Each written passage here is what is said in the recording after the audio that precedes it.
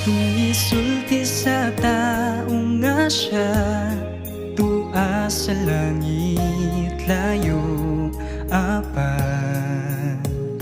Nahibalo sa kasing-kasing, tangkinahanglan sa atong paglakaw. Padayon unta lang, kaya naa siya nagtanaw, nagatiman. Naa siya, si Jesus, kung tawag-unta, higala siya.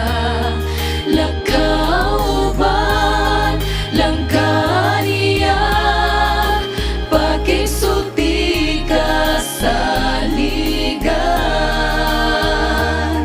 Ang Diyos kahibulungan siya, makiguban nato. Niya kita sa mga pag-antos ug pagagulo sa kasubo.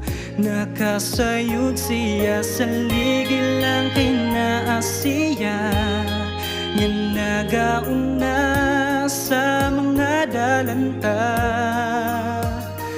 Lakaw tanawa lamang siya,